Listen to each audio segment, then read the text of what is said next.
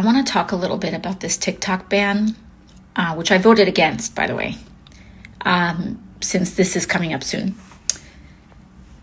Last year, when they brought this ban up for a vote, number one, they said it's a national security issue, I said, okay, that's serious.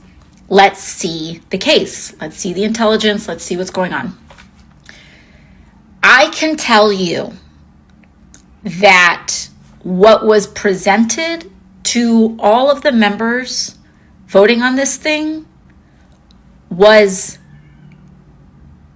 not very compelling. Like there was no real information that was given that was a smoking gun, that was anything specific. It was very vague, not convincing, and frankly, it was not convincing to many other members as well. In fact, very high-ranking members on the House Foreign Affairs Committee came to me after the briefing, and they were very shocked and pretty surprised at the lack of substantive information in the briefing. They were genuinely expecting there to be some real or compelling intelligence shared that would substantiate the argument.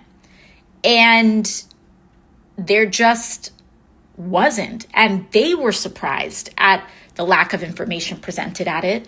And then also, additionally, this bill, which is very large and substantive, like in terms of its impact, came to the Energy and Commerce Committee. It was marked up and it was brought to the floor like in a matter of, 1 or 2 weeks. I'm trying to remember, it was just a few weeks, which is very, very fast. Very. Additionally, the degree to which corporations surveil the American people without genuine consent and without real mechanisms for opting out should be illegal, point blank, period.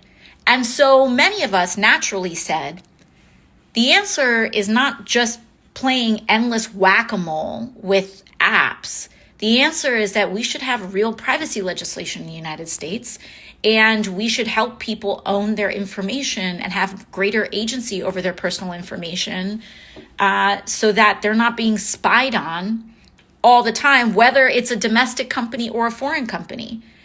So we need to actually have privacy laws in the United States, to which, of course, big tech is going to fight against, and their lobbies are going to fight against. So they just target an app instead of targeting the problem. Now, if you log on to TikTok, you'll see this. Welcome back. Thanks for your patience and support. As a result of President Trump's efforts, TikTok is back in the U.S. First of all, Donald Trump is not president right now. He's a private citizen. He does not have access to presidential powers. He does not have the ability to do any of that. So, please understand that TikTok's decision to name Trump in the notification is a choice. They are signaling that they are privately collaborating. They have agreed to privately collaborate with Donald Trump and the Trump administration. And for all of those concerns that people were saying that TikTok is going to be used as a propaganda tool by the Chinese, understand they're using it as a propaganda tool for the right. Now, I want you all to put all the pieces together, because what this effectively means is that every social media platform, mass social media platform in the United States has been taken over by the right wing, with the exception of Blue Sky, but Blue Sky is still very small. Relatively. So when I say put the pieces together, Elon Musk took over Twitter, and there's open reporting. It's pretty obvious as well that they have manipulated the algorithms. They've artificially manipulated the algorithms to boost right-wing content on X and to amplify harassment. Then you have Meta. So you have Mark Zuckerberg, and I know we're on Instagram right now, saying that they're basically also bending the knee to Trump with their changes to fact-checking, regardless on how effective that was in the first place. It's an open signal. And now TikTok is now saying, hey, we are agreeing, we will use our push notification system for all 170 million American users to promote Donald Trump. Just understand that government announcements like this with companies, they never name politicians. They will usually name law or policy. TikTok is making an explicit agreement to do this. And if I were a betting person, they probably are making a deal with Donald Trump to not just use these push notifications. They probably would consider algorithmic changes, which is ironic because the time when people voted for the TikTok ban, there was a lot, it was in the environment was because there was a lot of pro-Palestinian content.